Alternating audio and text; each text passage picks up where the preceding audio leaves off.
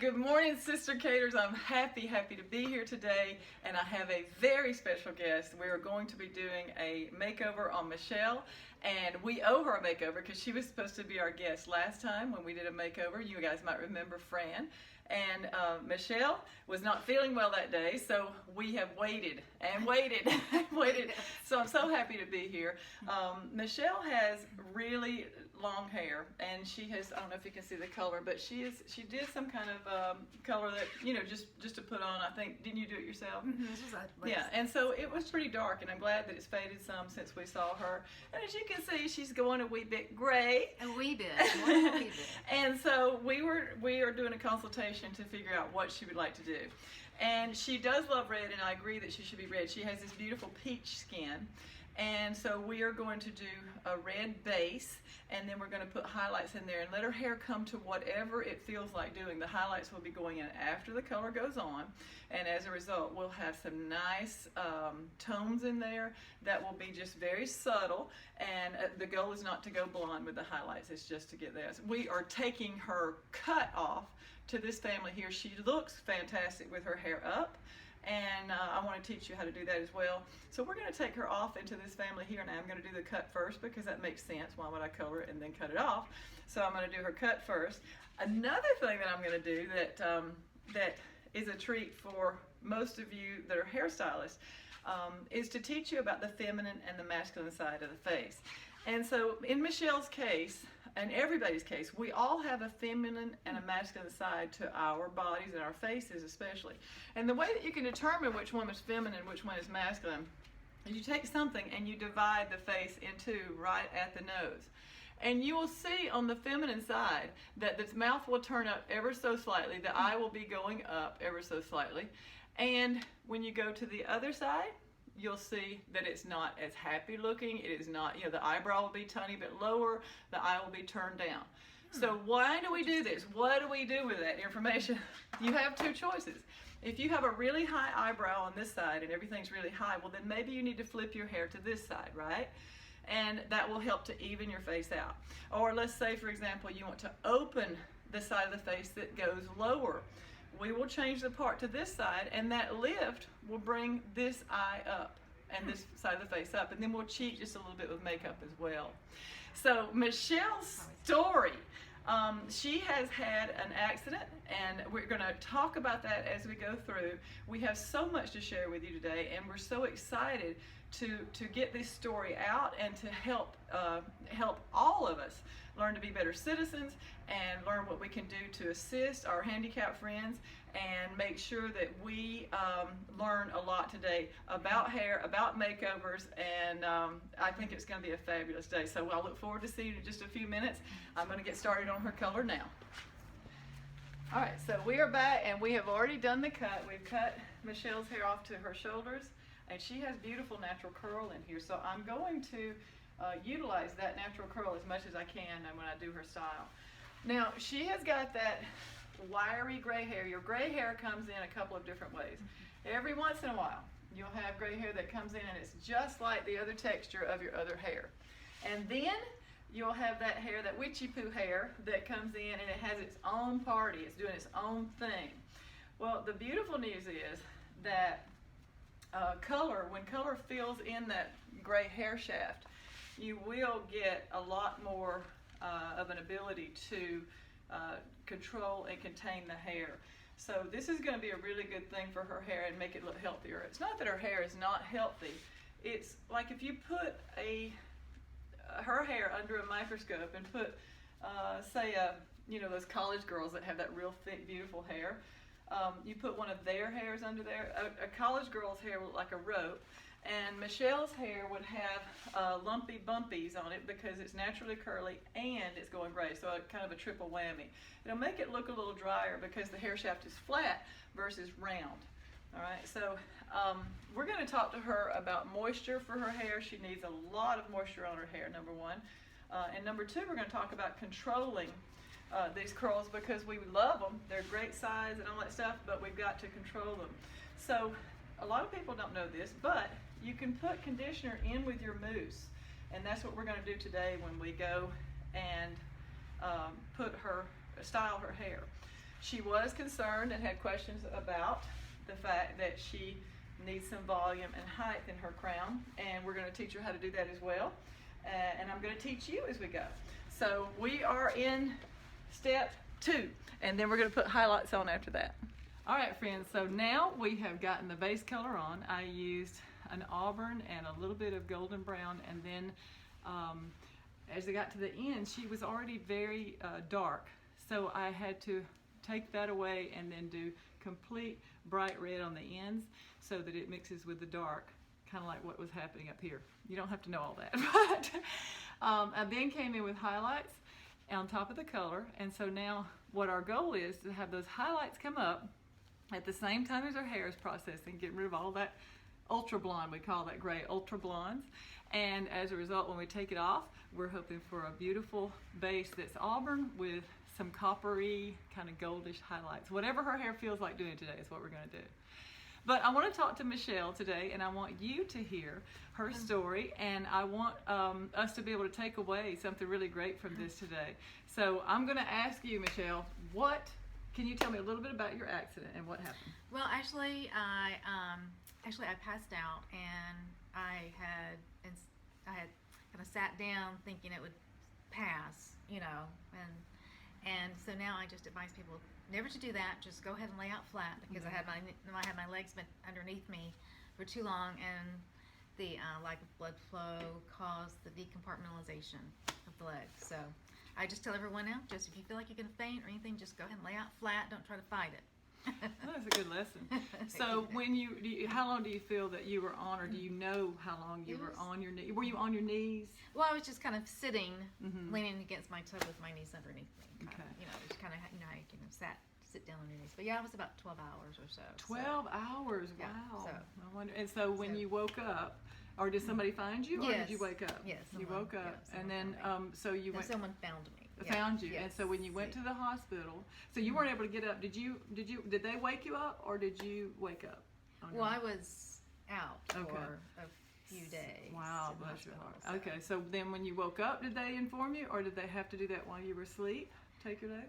Well, yeah, they took my leg swabs. That's what they had to do that for me to wake up, because all of the poison, basically from the decompartmentalization of that tissue dying and everything, pours into your system. So it pours into your entire system, which causes just general problems. Yeah. Now your legs were taken off at what point on your body? Just above the knee. Just above the knee. So it would have been much better if I was able to maintain my knees, but I wasn't able to do that, because that is much easier if you have your knees and don't have to have the mechanical knees. It gives your body still a little more control, but that wasn't the case. So I am been working on prosthetics for several years now. That's what I wanted to talk to you about. So I didn't know this. You educated me about this, but you have to start really close to the ground, and you have. Tell me about the cycle there. Well, actually, I resisted that at first. I wanted to go right and get the C legs, which are the mechanical legs, because I was anxious to walk and be tall again, and that just didn't work. I wasn't able to walk like that without, the full crutches. What you call it? So you wanted to take a shortcut. I wanted No to pun take a intended. shortcut, yes. And so I went to a hanger clinic, which is one of the largest, I guess, in the States, of clinics that prosthetists and such. And so I went to one of their boot camps that they have, and they took off my sea legs and put on these little puck feet, I call them, right on the end of my sockets. And I started from that finally. How far down the road was it? Before you went down to the. Well, it was a couple of years. Yeah. So how long did you have to heal before you even started that whole process? Let's see. I would say about 6 months, I suppose. Yeah. And then, so you still have the other legs, and they will fit when you. I have to get a little bit taller, so it's a gradual height adjustment. So where do you start? How close to the ground? Are these the starters? Well, no. So it would be little puck feet right on the end of this. Oh, okay. So you're really just, like this would be on the ground instead of this attached to this. This would be on the ground with just a little And then what is the transition like? Do you have an X amount of time, or is it on your time? Everybody Everyone's does it different thing? Yeah, everyone's different. Yeah. So there's not really a specified amount of time because everybody's different.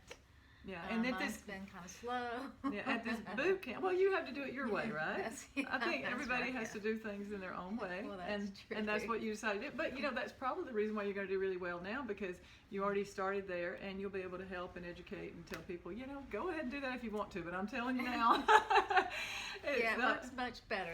Well, let me ask you, if you had started it and done it like they suggested, do you think you would be in your? Do you call them sea legs, the taller legs? Well, sea legs are a mechanical leg. It's Okay. a manufacturer brand of a mechanical Okay. knee, actually a mechanical knee. Mm-hmm. So that's just the brand. Do you but think it's you would real be tall. in your tall legs by now if you had gone? I would hope so. Yeah, I mean, I wouldn't know how long that is. But it is the toughest thing with amputees is getting a socket that fits right, and I've had a lot of trouble with that for whatever reason. It seems like more so than others with getting a socket that fits well, so it stays on my leg and it's not twisting, which causes the leg and the foot to twist, which causes all the kind of issues with walking. So where is your doctor? Was it in Atlanta? Yes.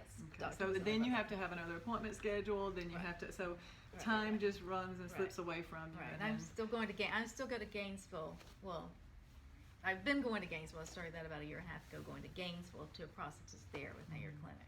What has been the biggest surprise to you, good or bad, since your accident? Well, I guess there's been just a lot of things that I wasn't aware of, and no one else would be aware of unless it had happened to you. But just, there is a lack of knowledge just about handicap accessibility. Let's talk about that for just a second. So I know that all of you know someone who is handicapped or has special challenges and we know tons of people that need help in these parking places. And it just absolutely slays me when I see somebody, park their car in a handicap zone and hop out of it and then run into the store. And I just think to myself, oh, you are the epitome of ungrateful. And I also think about the people who have the handicap sticker because maybe their aunt or their mother or, or their wife or husband is handicapped. So they use that sticker when they need to pop into wherever. And I just want to say that it hurts. It hurts everybody, especially people who really need that, right? Right. And I think that there's been either the aging population or just a general doctors being more giving with handicap tags and such, that there's not as many handicap spaces available as there used to be. So it's tougher to find a handicap spot, and so yes, if you don't need it, don't use it. Yeah, I think that is one of the biggest messages that I wanted to bring across. And plus I wanted to tell you about how Michelle was, she fell onto her knees and cut the circulation off, went onto her legs and cut the circulation off, and who would have thought that it could come to this, to this place. Right. But now I think she's doing a fabulous job of adjusting. She's had to go down her path and do it her way. And then even a little slower. Yeah, that's right. You can take a shortcut, you can take a long cut. You still end up on the same. All roads still lead to Rome, right? Which is walking. So, what are your goals now? Where do you see yourself? What? Well, I still have to get about 4 inches taller to get back in my mechanical knees, which these are just like a little manual, kind of pop up and whatnot. And I will show you these guys when we're doing the makeover. But yes, when you get 4 inches taller, I want to be able to walk, sockets that work for me, that are comfortable, and that I can just walk further. I can't walk very far. It's very exhausting, but it takes a lot of effort to walk with just like your thighs and core needs to be strong and all that. So just get to where I can walk further and more, and get back to life. Yeah, get back to life. So make it easier to travel and things like that. And that's something you want to do in the future as well, right? Get back to traveling. That's right. And so you do therapy now, once a week, twice a week? 2 to 3 times a week. 2 to 3 times a week. Therapy. And then that's great. And then do you have a support group on anywhere? Do you have a support group? Or did you think you didn't? Well, I haven't really found one here locally. It's a small town, and so things like that are harder to find in smaller towns. So I had support groups I went to when I was in Atlanta, but haven't really found that here. Well, and now with the internet and all, I'm sure that you could do that from the comfort of your own home, Right. if you so desired, or if you felt like you needed that. Now, the boot camp that you went to, is that something where you just literally learned how to? Was it a gathering of people? Was it something that? It was. It is something that Hanger Clinic does. They now do it twice a year, and it's for bilateral above knee amputees, and it's nice because you're not with bilaterals a lot because there's not a lot of them, and it's just they go through with education and can trade ideas and knowledge with other people, and they help you with trying to get you where you need to be to get to the next step and that sort of thing. Yeah. Get you comfortable. So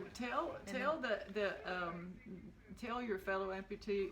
How would you say that, fellow amputees? How would you? Was that what you would say? I suppose so. Tell them something about hope. Tell them if somebody's just now in a place where they are going to, they've just lost their legs, or what would you tell them now, knowing what you know? Well, I would say not that you can do what you want to do. If you want to, there's help out there, and there's a lot of technology and knowledge now to be able to help you get there. And also finding a group and other amputees there. That was very helpful for me, and just gaining some initial knowledge of where to go and what to do, because it's hard to find that knowledge. Absolutely, and you already have one common thread that keeps you. You're already bonded with these folks, and so it really helps you, I'm sure.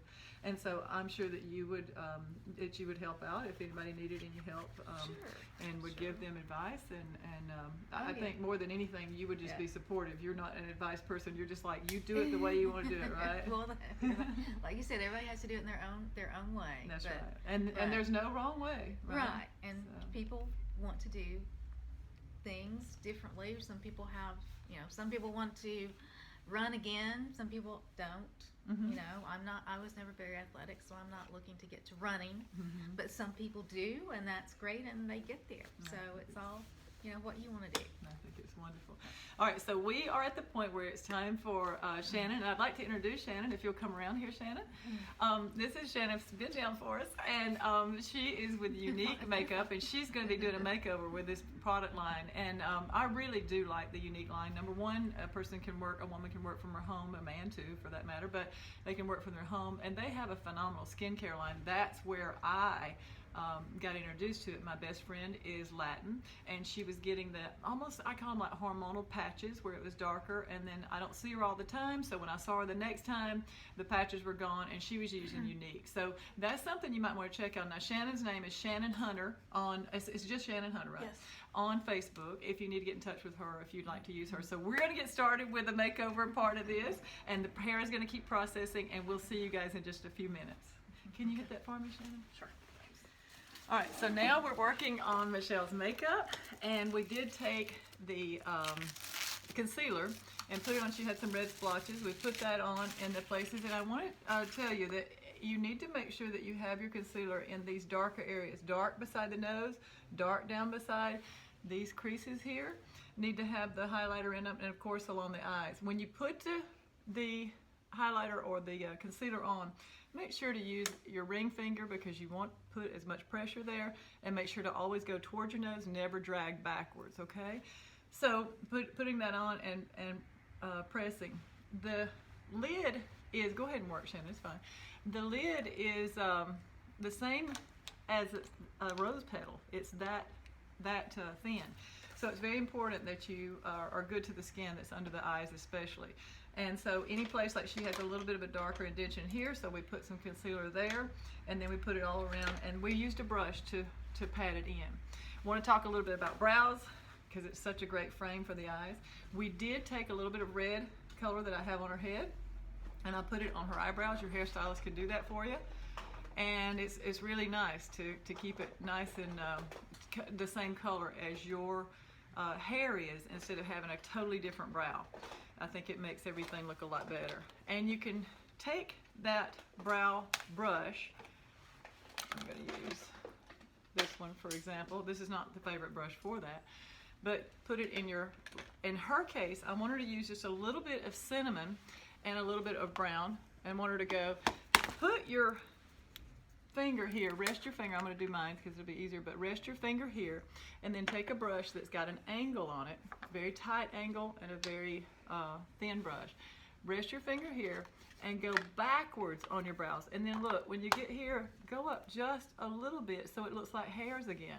So what happens is, go ahead, what happens is you end up creating a little bit of hair. You catch the hairs when you go backwards like that. You catch the hairs that are on your face already, because we do lose hairs in our eyelashes and in our eyebrows as we age.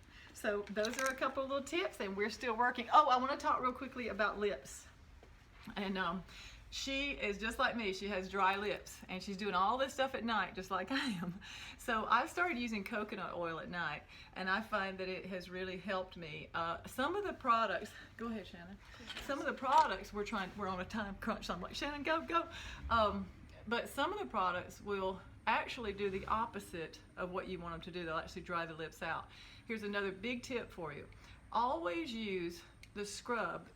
First of all, you should be using scrub on your face, and you should be using scrub all over your whole body, because we slough off millions of cells every day. The quicker you can get them off, there's some beauty underneath there, so make sure that you do that. But when you're doing your face, a lot of times we turn our lips inside when we wash our face like that. It is ultra important that you put you a nice big toothpaste looking thing on your finger, not quite that big, and just go to town on your lips and get that skin off your lips, especially in the wintertime, because that will make a huge difference.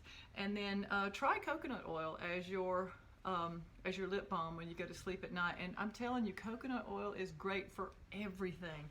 It is a great moisturizer. It is all natural. Of course, I use organic, but it is good for so many things. You can also use it for pulling, and a lot of people don't know what that is, but that's where you put the coconut oil in your mouth, and you swish and swish and gargle with it for 10 minutes when you get up in the morning, and then whatever you don't need is, there's going to be a little bit, of course, it's going to go down, which is perfectly fine because it's a short chain triglyceride, and that will help you with your memory. And then it's to help you detox. So it's a really great thing to have around your house. Coconut oil is great for everything, and I do mean everything. So so give it a try. So we are now starting on the eyes, and our hair is processing. We're getting close to being done.